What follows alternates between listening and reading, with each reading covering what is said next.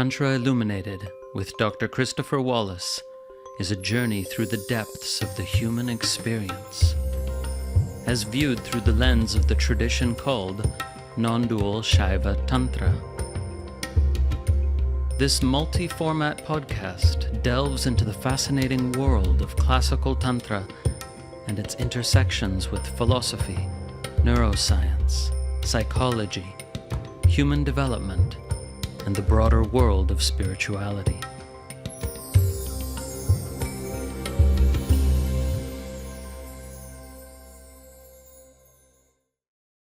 In this episode, I'm doing something a little different. I'm reading an academic article by my former teacher, Alexis Sanderson of Oxford University. Sanderson is considered the greatest living scholar of Tantric studies in the Western world, and his incredible 40-year career all started with this article. This was his first published article, but about 14 years of research led up to its publication. It's considered one of the most impressive first articles from any scholar. Sanderson sought to master his subject before he published anything. This article is entitled Purity and Power Among the Brahmans of Kashmir. And despite its title, it applies to most of the subcontinent of India in the period under consideration, which is the 8th through the 12th centuries, and it applies to religious actors other than merely Brahmins, as you will soon see. And if you think the article starts off in a quite boring, dry tone and continues for some time in that tone, stick with it, because it goes somewhere you would never expect. I don't want to spoil the surprise, but it's really an incredible thing to do what he did with this article. In its second half, the article includes some truly remarkable paragraphs, and perhaps we could say it has the chutzpah of a young, brilliant scholar at the beginning of a long and incredible career. Purity and Power Among the Brahmans of Kashmir by Alexis Sanderson. In order to go beyond the conclusions of earlier scholars, we must not only consider a wider range of doctrines, we must also go beneath the surface of philosophical and theological abstractions to the theory and prescription of social roles, and, beneath this level, to materials whose aim was not to prescribe the construction of social personhood, but to describe it, or expose its presuppositions. For if we are to offer a picture of the category of the person in India, which is more than a catalogue of unlocated and unrelated theories of the referent, of the eye cognition, then we must seek those principles implicit in social life which gave soteriological sense to these idealizations and make comprehensible their coexistence in awareness of each other. Now these theories must be located and related in as well-determined a context as possible. It is not sufficient to contextualize them within Indian society in the abstract. These soteriological discourses, in representing the raw materials of personhood, may draw on prescriptive texts which suppress in a characteristically Sanskritic manner all awareness of their origins in time and space. But we must not be drawn by this ideological feature into presupposing that Indian culture was a single homogeneous whole. We must look at the way in which these levels of self-representation, for all their claims to universality, coexisted in a particular community at a particular time. we will not be able to conclude that what we find was the case throughout India at all times, but we will have a basis from which to work towards greater generality. Among various possibilities, Kashmir, from the 9th to the 13th centuries, stands out as particularly promising for such an investigation. This period in India is one in which the materials at all levels have achieved great sophistication and mutual consciousness, while Kashmir, particularly well documented historically and then at the height of its creativity and intellectual reputation, gives us access through its literature to a uniquely broad perspective on the presuppositions and realities of Indian self-reference. It was the scene of maximum inclusion, for it saw the entry into sophisticated discourse of religious systems which the orthodox consensus considered impure. Visionary and magical cults seeking superhuman power. Nowhere else at any time did this fundamental element in Indian society find so articulate a voice, and as it grows in strength, we witness the strategies by which certain groups within these radical sects were brought in from the visionary fringe to accommodate areas of orthodox self-representation. This accommodation is of particular interest because the visionary power of the heterodox self is recoded in order to be inscribed within the orthodox social identity, and in such a way that it reveals the latter as a lower nature within the one person. Thus we are provided with a unique view of the presuppositions of Indian personhood, for the tradition sustains its power behind the appearance of conformity by means of philosophical arguments and coded rituals, which demonstrate to the initiate that all other doctrines of the I cognition are no more than the making explicit of the instinctive levels of self-representation which are the parameters of this lower nature. This tradition, by deriving its power from this ability to contain and transcend all others, reveals more than any other the principles underlying their diversity and interaction.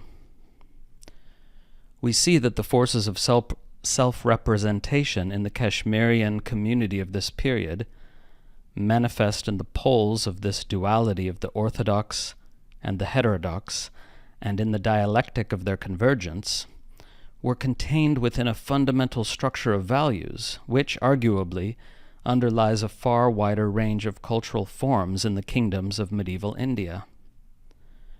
Its terms are purity and power.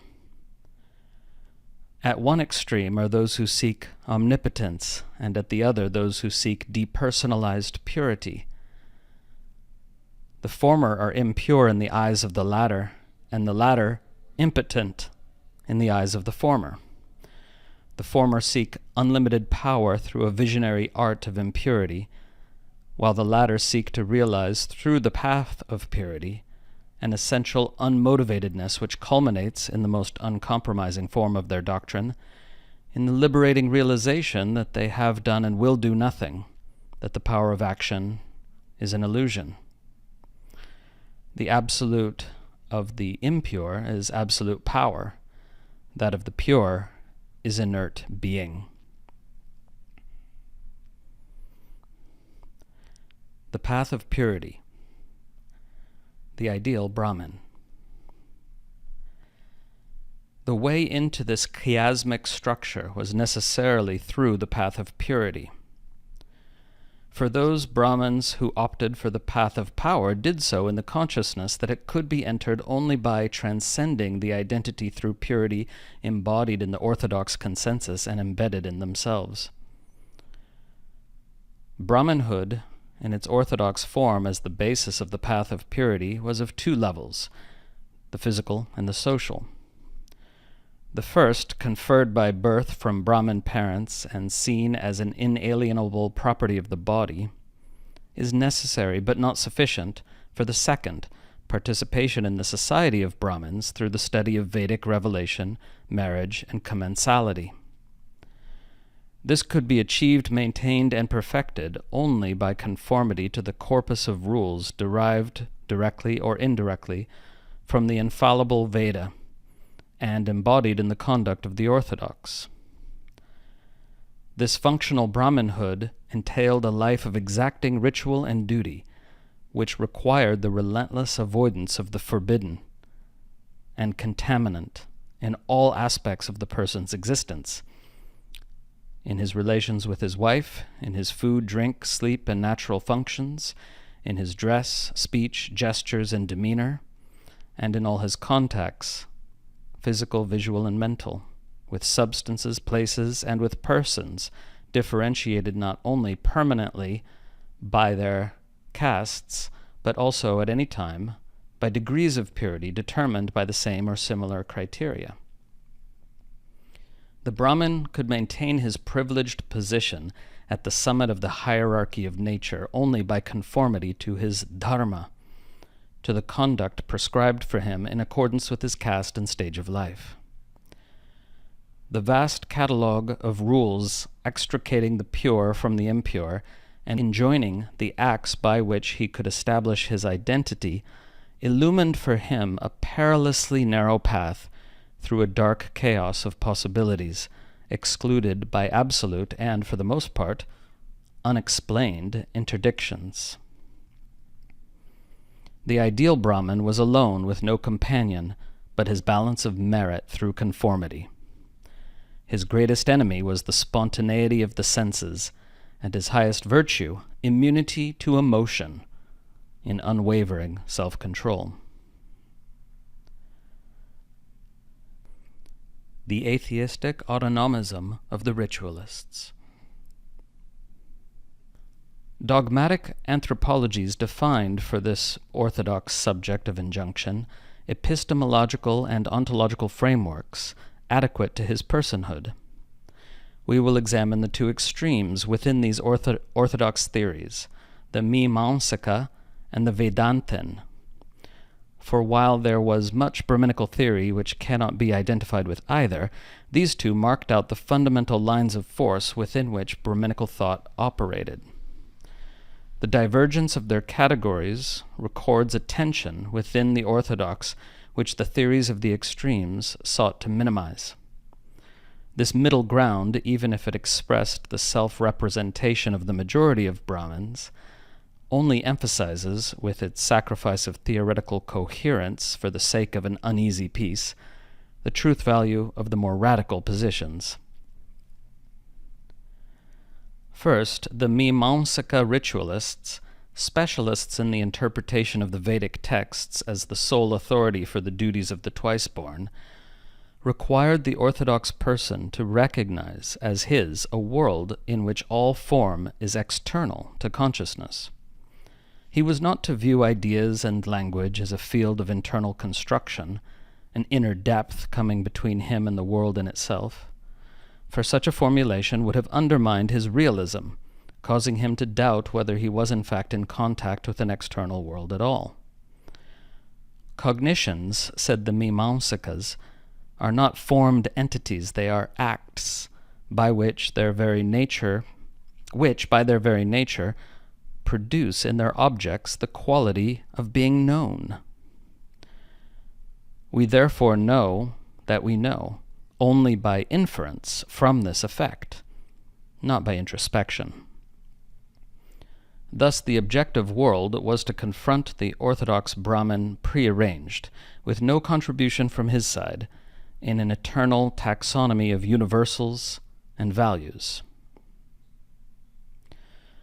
If his cognition as pure act was to have no object form, so that the world it revealed might have absolute objectivity, then it must also surrender any claim to subject form, so that he, as its agent, might have unquestionable reality.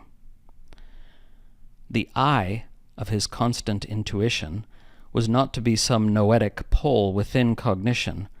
It must point to an independent self, self-existent and enduring as the knower, linked to a manipulable external world by its inherently active nature.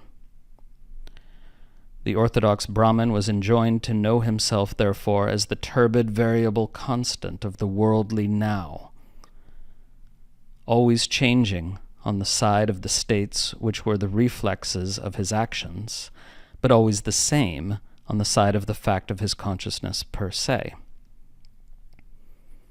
The intuition of this latter fact was to show that he was an eternal and omnipresent spiritual essence, for he was to see that this intuition contained no notion of spatial or temporal limitation. His contact with the here and now through a mind and senses was to be explained by the theory of motivated action, or karma. Such actions generate inescapable retributive potencies which perpetuate such limitation through their fruition into future experiences. This series of causes and effects is beginningless, projecting the agent from contact to contact in life after life, and determining the position of these contacts in the hierarchy of nature. If his self had not been eternal and omnipresent, the Veda, which guaranteed his survival beyond death and his relation with the ever-new spatial contexts for the experience of the fruition of his dharma-born merit, would have been false. This possibility was, however, excluded by the ritualist's ultra-realist epistemology. Cognition, being a formless act, was not such that it could ever fail to be veridical. Error and illusion were to be understood not as characteristic of certain cognitions in themselves, but as due to deficiencies in the instruments of cognition or of the indistinctness of their objects. Thus, cognitions being valid in themselves simply by virtue of their occurrence, he could not doubt the validity of the Veda. For did he not cognize the eternal, unauthored sound units which were its substance? Were not the injunctions which it comprised unambiguous, and did they not inform him of matters inaccessible to the sense-bound faculties of man? For example, that one desiring heaven should sacrifice? How then could their cognition contain that element of doubt that accompanies all cognitions of human utterances? And how, for the same reason, could they ever be contradicted?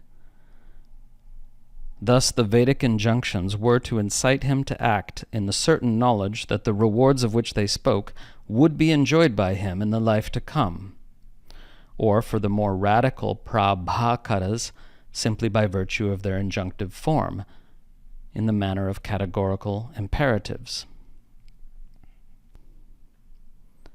So the Mimamsaka defined the orthodox self as active, individual, and eternal, but devoid of all creativity. The Brahmin was not to see himself as having the capacity to constitute his own values, or as able to have cognitions which were not purely the making manifest of that external world, which was the sphere of his enjoined actions, and the receptacle of the values which these injunctions entailed. For were he to have conceded even one case of non-objective perception, of perception perceived, his faith in the veridicality of cognition, and therefore in his identity-determining cognition of the Veda, would have been undermined. What, he feared, would prevent the implosion of his world into the contemplative intrinsicism of the Buddhists, enemies of the Veda, deniers of the efficacy of sacrifice? For they held that self and object of action are not external to each other, and related by momentary acts of formless cognition, but rather simply the way cognition reveals itself. For them, there were neither selves nor an external world, but only constructs of agency and externality, within each momentary constituent of a flux of self-cognizing cognitions. It is this flux that the worldly man clings to as a stable self, believing that it illumines a world of external facts on which he can act in his own interests. Securing the category of action from the language-dissolving void to which it was consigned by the Buddhist theory of impersonal flux, the Mimamsaka ritualist defined for the orthodox a self that was not only real, but also absolutely self-determining. In harmony with his conviction that the Vedic rituals were mechanisms dependent for their results only on the exactitude of their performance, and that these results would accrue to him alone as their agent, he held that his present experience and all the perceptible aspects of his identity were the outcome of nothing but his own actions. Just as the gods had no existence for him apart from their names, affecting the outcome of the rite only inasmuch as their utterance was part of the sacrificial mechanism, so he admitted the existence of no omnipotent and omniscient controller of his destiny, no superhuman entity privy to the balance of merit and demerit which he had accumulated and for which he alone was responsible. Thus, in his self-representation, the most orthodox of Brahmins was the most individual of individuals. For him, there were no external powers which molded his life. His deity, his miraculous power of cosmic consistency, was nothing but the law of action. By this alone, each individual created his own world within an eternally unchanging set of possibilities. Yet at the same time, he exemplified all that was non-individual. He was the perfect man of the group. This contradiction, that of the solipsistic conformist, was his self-representation as ritual agent.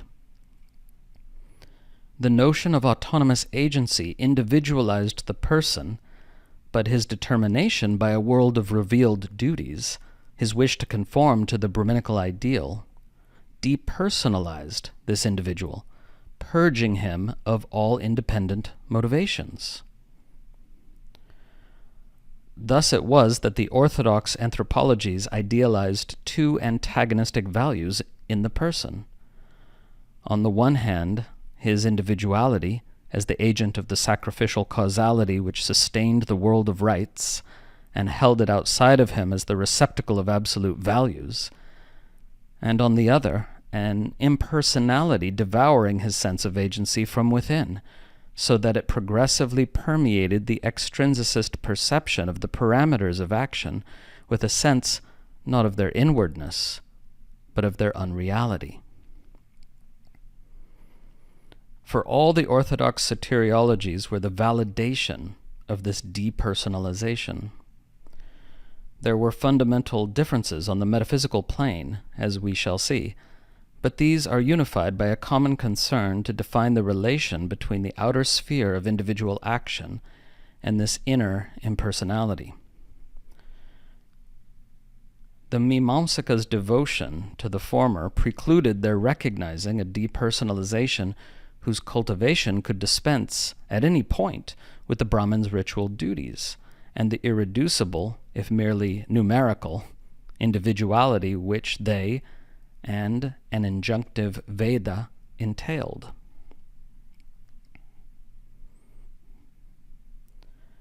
In their view, the Brahmin was to achieve his depersonalization within the scrupulous execution of his obligatory rites through the renunciation of all personalizing motivation.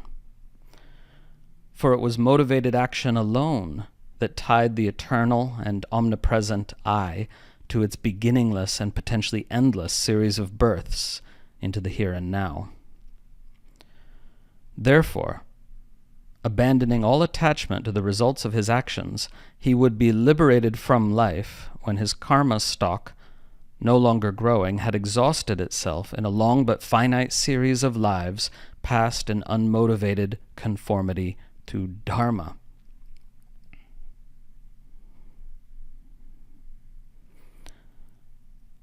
There the perfected Brahman would be, omnipresent without contact or cognition, since these were the result of the forces of actions now spent, a mere ens, forever in an eventless now, coextensive with others but unaware of their presence.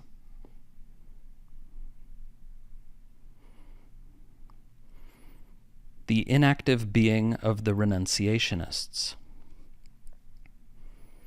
Facing the Mimamsaka ritualists within the orthodox camp were the Vedantins. They spoke for the extreme according to which the outer, though the necessary context for the inner's development, was finally devoured by it altogether, leaving in the place of the depersonalized individual an individuality-obliterating intuition of inherent non-agency. All seeming plurality of selves, cognitions, and objects was to be seen as the work of a beginningless ignorance. It was this which veiled the Brahman's nature, creating the false appearance of an individual agent subject to ritual duties and transmigration. This veil binding his self-representation to the categories of action would dissolve if he constantly reinforced the knowledge of his true nature as proclaimed in the Upanishads, revealing the essential self, quote, in the beauty of an endless, absolute, self-illumined, and innate bliss, unquote, as the non-relational, pure isness, which is the substratum of imagined diversity, the prediscursive absolute in the source of all cognitive appearances, timelessly conscious, with no content but its own inert, non-dual essence, the only reality. This realization, even if it could be cultivated within the life of the householder, could dispense with that life once it reached a critical degree of maturity. Thus the Vedantins diverged from the ritualists in upholding the institution of renunciation, in which the depersonalized individual would move forth from the domain of his illusory agency into a life of solitary mendicancy and contemplation. The impassivity and self-control which had led him within his life of ritual duty to the intuition of its emptiness would become outside of it the sum of his dharma, the comparatively dispersed path of agency, by means of which the Brahman sustained his individuality amid the personalizing ties of worldly life, was compressed now into an adamantine essence, which permeating his consciousness would dissolve these bonds, and with them his residual individuality.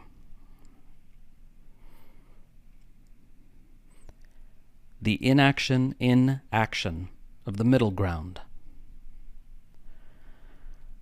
The Brahmanism of the middle ground sought to reconcile these two extremes on the line of conformity to Vedic dharma, the Mimamsaka and the Vedantin. It offered the Brahmin householder instead a monism for the ritual agent which admitted renunciation but tended to confine it to the last quarter of a man's life, after the payment of the 3 debts, and at the same time made it an unnecessary option by propagating a doctrine of Gnostic liberation within the pursuit of conformity to the householder's dharma. This compromise excluded both the illusionism of the Vedantins and the atheistic autonomism of the ritualists. Thus, the world of relations, inaction, individual agency, and the rest was perceived here not as a mirage inexplicably concealing the inactive impersonality of a prediscursive absolute, but as the real self-differentiation of the One.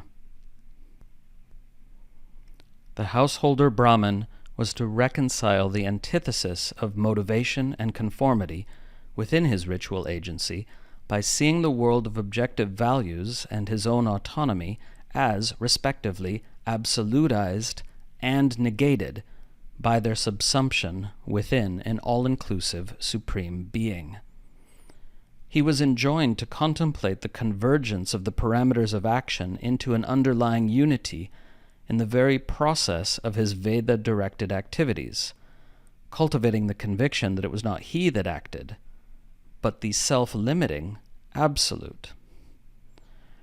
This introjection of agency from the ritualist's I into a non-individual essence of consciousness, a Vedantic superself, an inner controller accounting for and validating the sense of impelledness within the world of objective values, added to his absolute an element of divine personality. The inclusivist Brahman of this predominantly Vaishnava theistic middle ground was to perfect himself through disinterested conformity to God's will, manifest as his dharma. He was to act not out of desire for the rewards of his ordained actions, but in a withdrawn contemplation of a personal come impersonal absolute as the causative agent of his actions and cognitions.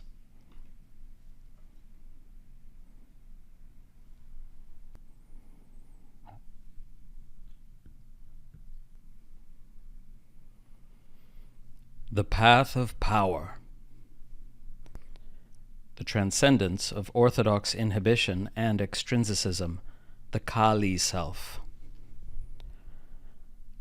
We have seen the Vedic construction of the self from the inside, from the points of view of those who sought to formulate metaphysical anthropologies adequate to the personhood of the orthodox ritual agent within the antitheses of motivation and conformity, of individuality and depersonalized consciousness, of agent and non-agent. Let us consider now the same construction from the inside of the inside, through the vision of the Kashmirian Tantric Brahmins, who, objectivating this subjective identity within themselves, saw the orthodox metaphysics from above as its transmigration-bound and transmigration-binding truth. These heterodox visionaries derived the extrinsicist doctrines of Brahmanism from an undesirable and transcendable psychological condition, from a state of anxious inhibition tied to the acceptance as objective and concordant of the vast and complex body of prescriptive dichotomies enshrined in Vedic literature.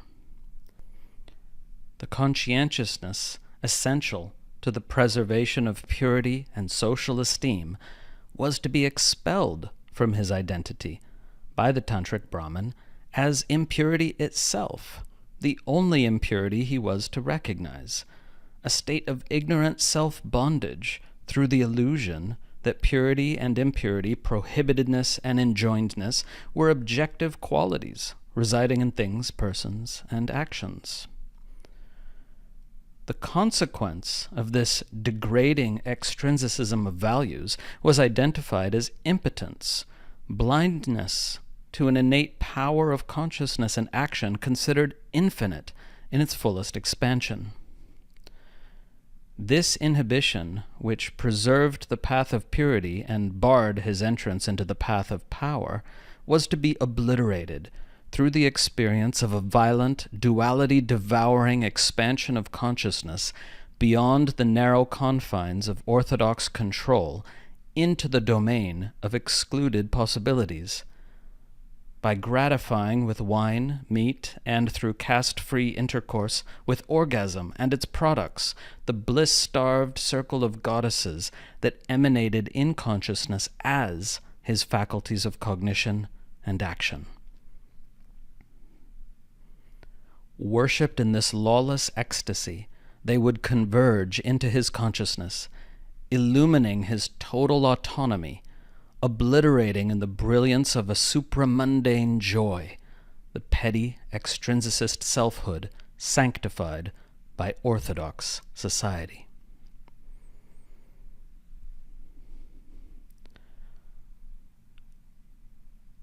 The strength of this lower nature is revealed by the Tantric's account of the process of this implosive liberation.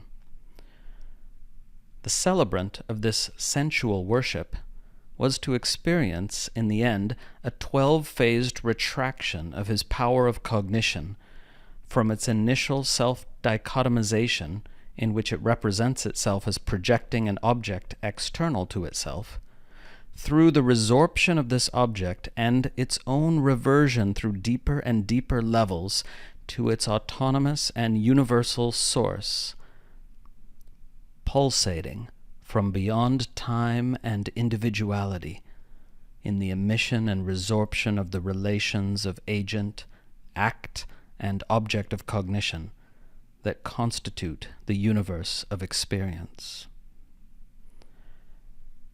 Significantly, the extrinsicist inhibition, which the adept had tried to annihilate through the observance of his vows and the contemplation of its irrationality, reasserts itself even here at the deep levels of this final liberating insight. It resists the dissolution of individuality by setting up oscillations in the midst of this implosion between this new awareness vibrating in essential radiance, free of the contraction of laws, untouched by injunction or prohibition, and, on the other hand, a regressive anxiety for some aspect of Brahmanical externalized values. Only when awareness of autonomy had evaporated this inhibition in stage 4 and its recalcitrant latent traces in stage 7 would the faculties dissolve into the ego dissolve into the representation of individual agency which sustained it, and individuality itself finally implode into the abyss of trans-individual consciousness and the infinite power of cosmic projection and resorption in the 0 point at its inexpressible end, the goddess Kali.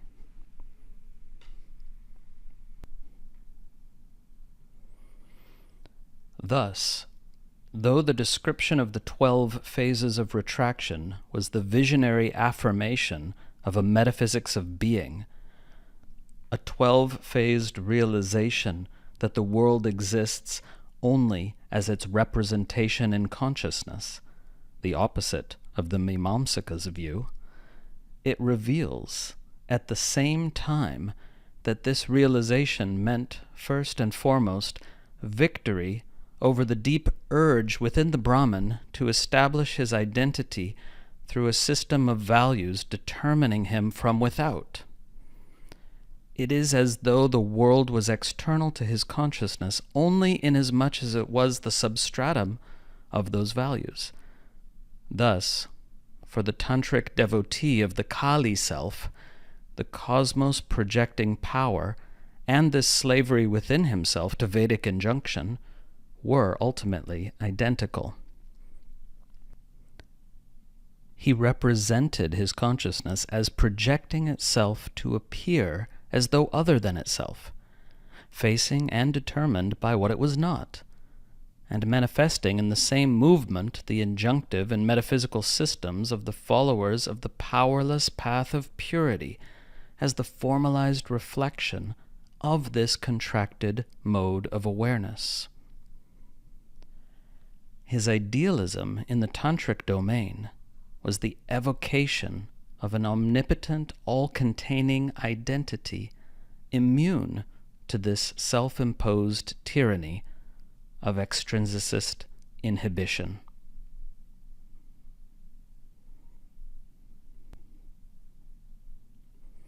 Power through impurity, the culture of the cremation grounds. When we go beneath the surface of this orgasmic tantric idealism into the scriptural literature which it claimed to represent, we find that we have entered a world which at first sight bears little relation to that we have left. Here, at the ground level of the cults of Bhairava and Kali, the tantric deities reveal to us another aspect.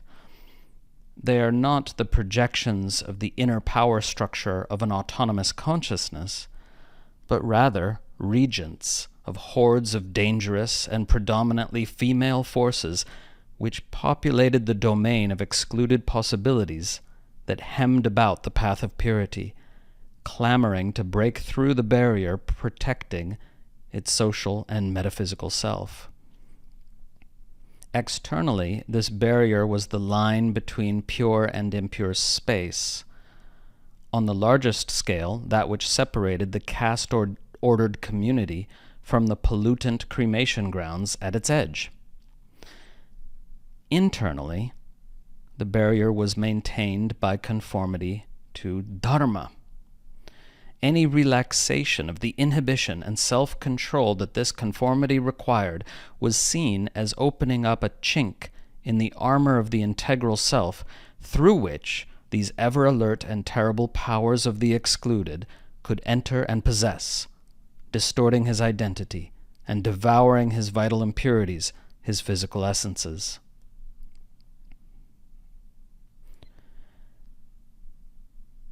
It will readily be recognized that the orthodox anthropologies were in themselves a defense against such forces, admitting as they did in the sphere of action no powers external to the individual's karma causality. Possession, therefore, was doubly irrational. It obliterated the purity of self-control and contradicted the metaphysics of autonomy and responsibility. It was precisely because these forces threatened the Hindu's impotent purity that they invited a visionary mysticism of fearless omnipotence, of unfettered superagency through the controlled assimilation of their lawless power in occult manipulations of impurity.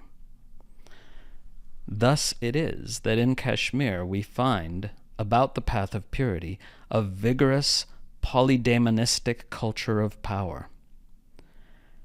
The high tantric soteriology, which obliterated the extrinsicism of Brahmanical purity in the privacy of an ecstatic, all-devouring self-revelation of consciousness, came out of the traditions of orders of exorcistic visionaries who, knowing the emanative clan systems and hierarchies of the powers of impurity, freed and protected the uninitiated from their assaults, and at the same time cultivated the practice of controlled possession, seeking permeation by the forms of Bhairava and Kali, which stood at the center of and controlled as their emanations the clans of these impurity-embodying and impurity-addicted obsessors of the orthodox identity.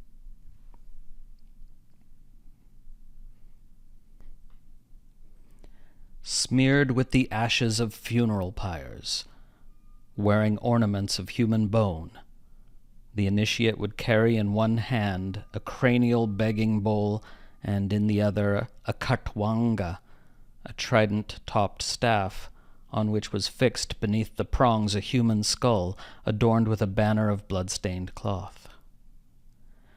Having thus taken on the appearance of the ferocious deities of his cult, he roamed about seeking to call forth these gods and their retinues in apocalyptic visions, and thereby to assimilate their superhuman identities and powers. These invocations took place precisely where the uninitiated were in greatest danger of possession: on mountains, in caves, by rivers, in forests, at the feet of isolated trees, in deserted houses, at crossroads, in the jungle temples of the mother goddesses, but above all, in the cremation grounds, the favorite haunts of Bhairava and Kali, and the focus of their macabre and erotic cult. The initiate moved from the domain of male autonomy and responsibility, idealized by the Mimamsakas, into a visionary world of permeable consciousness, dominated by the female and the theriomorphic. Often transvestite in his rites, he mapped out a world of ecstatic delirium in which the boundaries between actual women and the hordes of their celestial and protean counterparts, between the outer and the inner, was barely perceptible. Intoxicated with wine, itself the embodiment of these powers, he sought through the incantation of mantras and the offering of mingled menstrual blood and semen, the quintessential impurities, to induce these hordes to reveal themselves. Taming them with an offering of his own blood, he received from them the powers he desired. At the same time, he was alert to perceive their incarnation in human women, and was provided by the tradition with the criteria by which he might recognize their clan affinities. For a divinatory rite at the time of his initiation had determined his occult link with one of these clans, in order that, by the grace of his clan sisters, who embodied the clan goddesses and were his spiritual superiors, he might attain by the most direct route liberating possession by the ferocious cosmic deity who was the controller and emanator of all these forces. The women of this cult, his vehicle to power, and the transmitters through sexual intercourse of esoteric gnosis, were the antithesis of the Brahminical ideal of the docile dependent. Lawless and promiscuous deities, feared and revered, they unleashed all the awesome power of impurity, that feminine essence whose recognition and suppression in the daughter, wife, and mother was enjoined on the orthodox as essential to the preservation of the social order through caste purity. Thus, that which could not be suppressed in them, the monthly discharge of their inner depravity, quote unquote, contact with which was feared by the orthodox as the destroyer of wisdom, strength, and sight, was revered by the devotee of Bhairava and Kali as the most potent of power substances, irresistible to the deities he invoked into himself or into his presence.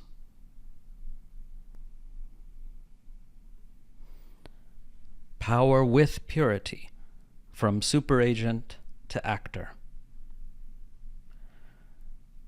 It was within the scriptural traditions which prescribed this Kapalika cult of power through impurity that there developed the new idealist vision of internal transcendence in the Kali self.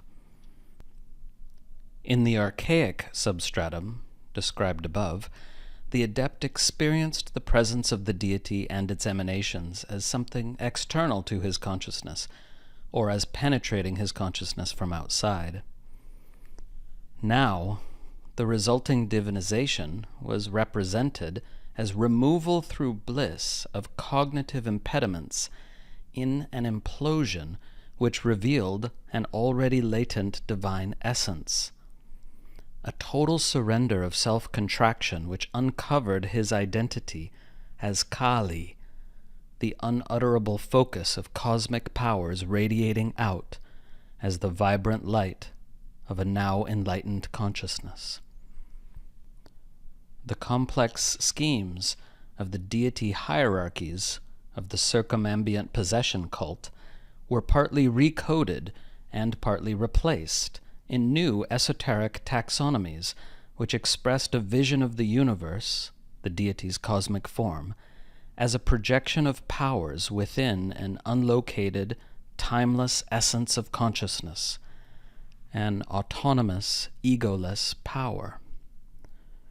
The act of sexual union which produced the quintessences necessary to invocation became, in this inner idealism, the vehicle of illumination itself, for it was in orgasm that the deity revealed itself as the transcendental core of the energies of cognition and action, the unity of light and emptiness.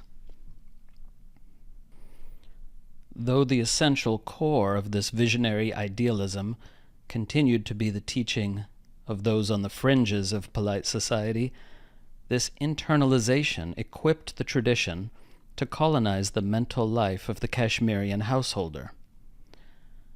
Splitting off from the culture of the cremation grounds, one stream of this tradition reduced itself to its erotic essentials and emerged as the Kaula secret societies, practicing collective orgiastic worship, internally casteless, but pretending to caste conformity in their social interactions.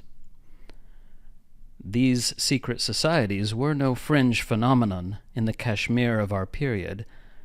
The Vaishnava satirist Kshemendra saw them as one of the major social evils of his time, and it appears that they had deeply penetrated the court and the patrician intelligentsia. From the turn of the 9th and 10th centuries, we see the emergence from one such Kaula sect, the Trika, of a socially ambitious avant-garde, which presented the new idealism to a wider public by clothing it in the philosophically reasoned anti-Buddhist discourse of high Brahmanism. It argued in its doctrine of recognition that all should recognize as their true identity a single unified and autonomous consciousness which projects itself through innate powers of impulse, cognition, and action as all things, experiences, and persons. In no other terms, it claimed, can we account for the synthetico-analytic spontaneity of our awareness. By equating the deity with this metaphysical ground, it equipped the sect within which it arose with a sect-neutral hermeneutical framework for its upgrading and consolidation. For the abstract powers attributed to this commodious absolute could not only be identified as the real meaning of the constituents of the deity structure which empowered its own cult. They could also reach out to subsume in exegesis those of rival, and in one case, more prestigious traditions.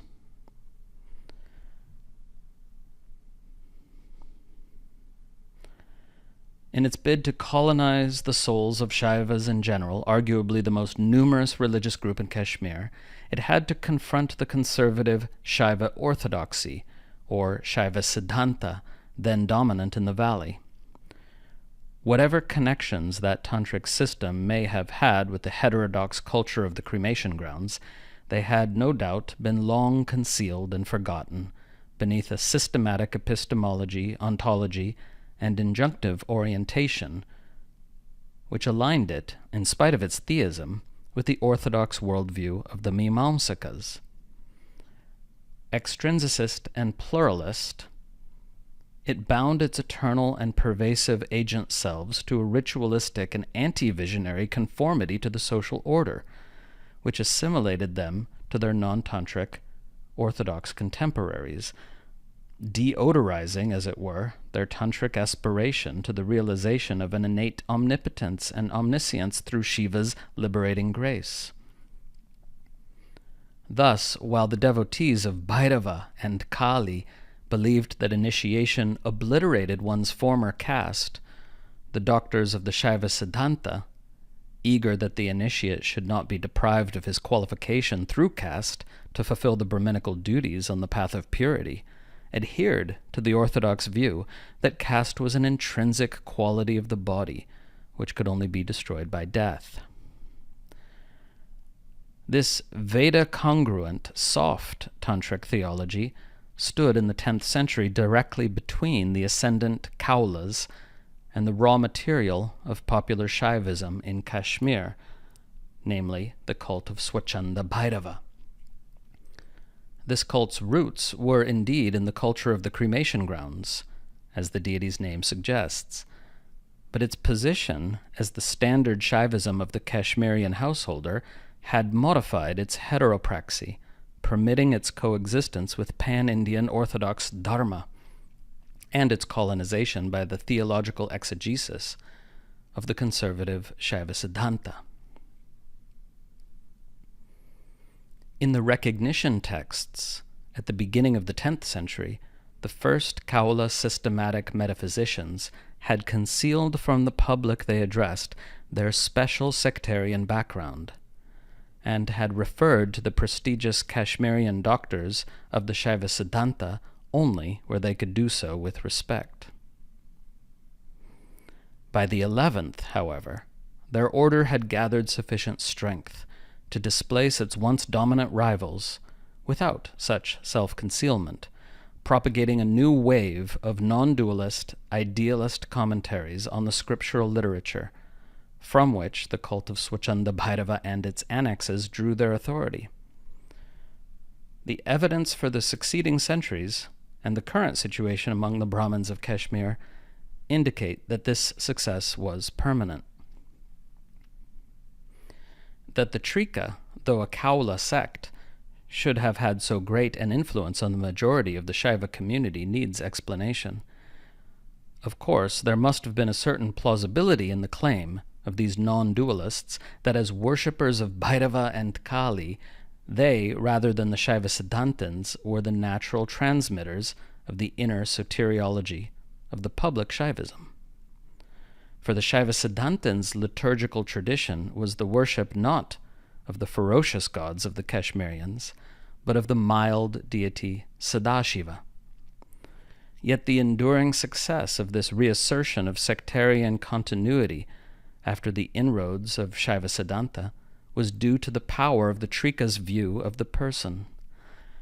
For out of the visionary traditions of the quest for super-agency on the fringe of Brahmanically ordered society, it had forged a perception of the self as an actor concealed within his lower nature, as an agent on the path of purity. The power of the heterodox culture of the cremation grounds had been overcoded to emerge as the power of an uncontaminable essence, invisible behind the public appearance of conformity to the orthodox life, freely projecting this lower nature in the expression of its autonomy. The Kaula's blissful adoration of the outer field of experience as the expansion of the deity immanent in consciousness was universalized in the concept of liberated social conformity, integrating the antagonistic paths of purity and power. Thus, one could be, quote, internally a Kaula, externally a Shaiva, while remaining Vedic in one's social practice.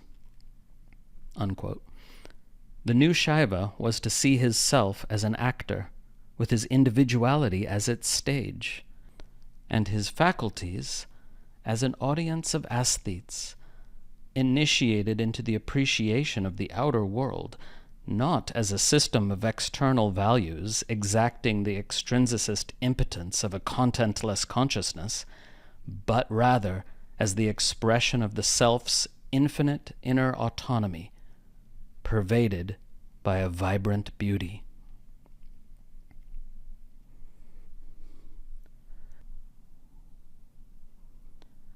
We have seen the outlines of self-representation in Kashmir in the doctrines of the agent, the non-agent, the superagent, and the actor, and their interrelation within the paths of purity and power. The Mimamsaka self, though it was a radically autonomous entity, saw as its highest good a totally impersonal cessation of experience as the fruit of unmotivated conformity to duty. Nor was it invested with independent rationality. This faculty, while differentiating the human from the animal, could benefit the Brahman only to the extent that it enabled him to realize his dependence upon revealed injunction, his inability to constitute his own values, and determine his own good. As we have seen, the culture of the cremation grounds recognized the acceptance of the Veda-determined identity through purity as self-limitation through ignorance, but the freedom from it to which it aspired was to be found in depersonalizing visions of superhuman power in the delirious zone of exclusion that pressed in upon the ordered world of the social agent. The Kaulas, for their part, identified the world of extrinsicist inhibition with the spontaneous projection of a transcendental self, which projected all things. Their freedom from it was therefore a freedom not of their everyday existence, but of a metaphysical aesthetic essence. Where the authority of the Veda was rejected altogether, we find that it was in the name of a radical skepticism, which denied man any knowledge but that given by the contact of his senses with their objects. Or, in the Buddhist case, of an impersonalism in which the autonomous social agent was replaced by a flux of momentary cognitions, whose capacity for moral responsibility was an unfathomable mystery, at least to outsiders tied to the categories of common sense. These views are as far removed in their emphasis from the values constitutive of the European personhood, which Mauss chooses to place at the summit of evolution, as the two social systems which contain them are from each other. One unfamiliar with the diversity of cultures might easily be forgiven his amazement that a civilization could produce such sophisticated analyses of consciousness and personal identity without wishing to derive the forces which determine moral choice from within the social agent. But to define the Indian views only in terms of what they are not, and to attribute this lack to the influence of certain schools of thought, as though but for them Indian personhood might have progressed along more European lines, as Mauss's evolutionism implies, is unsociological in the extreme.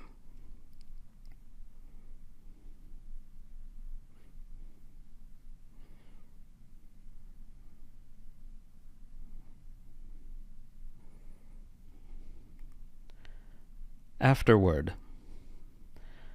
Sanderson's article is, like all his articles, heavily footnoted. There are 134 footnotes. So if you would like to see the evidence, the textual evidence for anything he says, then you could consult the print version of the article and look at those footnotes. I edited the article lightly because it was originally written as a response to a European scholar named Mauss, M-A-U-S-S, and I removed references to that at the beginning of the article so that the listener would avoid being confused, but I retained the references to Mauss at the very end of the article. I should also mention that the listener might misconstrue this study and think that it only applies to the cultural region of Kashmir, but in fact, much of what Sanderson discusses in this article applies to the entire Indian subcontinent at that time, as well he knew, but he was focusing on writings produced in Kashmir, and there were certainly some elements of this analysis, some elements of what he analyzes that were particular to Kashmir, but most of what he discusses in the article, both in terms of orthodox and heterodox practice, could be found almost anywhere else in the subcontinent at this time. Hope you enjoyed the reading. It's an extraordinary piece of work. You might listen to it more than once. Hope you enjoyed the episode. Remember, you can always find out more about the tradition of non-dual Shaiva Tantra at tantrailluminated.org, where, if you wish, you can become a subscriber to our online learning portal, and you'll receive access to a vast number of recordings, including a comprehensive curriculum in Tantric philosophy, Tantric yoga, guided meditation, and much, much more. Music for the podcast composed and recorded by Ann Leader. Find her at annleader.com. Podcast produced by Grazia Tribulato. New episodes drop every week, and may all beings benefit.